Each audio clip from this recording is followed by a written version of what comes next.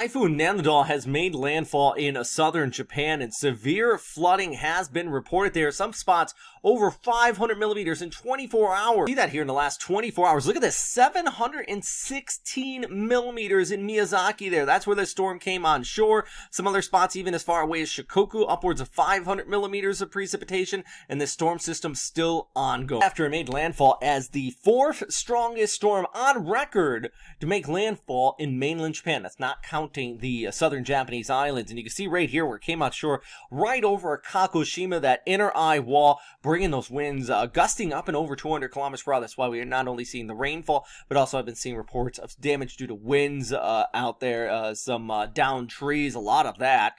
So what's going to be in the forecast here? As the sun came up over the storm system, you can see that sharp-edged dry air wrapping it around the western periphery, telling me it is beginning to go extra tropical, meaning that it will start to pick up its pace. There's going to be a lot of rain, it'll be windy, and once the core of the storm passes by, things will taper off really quickly. That's going to be the case for much of central Honshu, even over towards the Tokyo area, as later today conditions will be going downhill, but you're not going to see nearly the weather that southern Kyushu saw. I mean, let's be honest with you. If you're in Tokyo and you're thinking you're going to get a full-on typhoon, you're going to be sadly mistaken. But let's just take a look at the forecast here of our storm system as it kicks off towards the north and east through Monday morning here, passing over western Honshu, then kicking off towards Tokai, and eventually by Monday evening into the Tokyo area.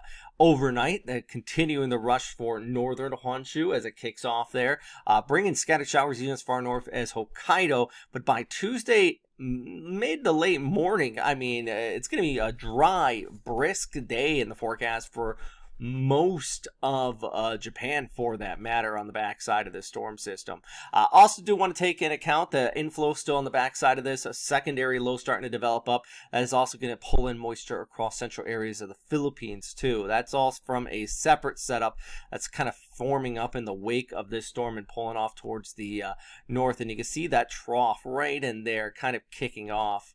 Additional rainfall on the backside of the storm. So first, to have Nanmadol moving over Japan, it is going to be a wet day, but not nearly the impacts in Kyushu. But still, I mean, if you are under those evacuation orders, emergency warnings, take it seriously. And then we're turning our attention to another low developing out there towards the south. But boy, the big topic right now, of course, is the rainfall threat.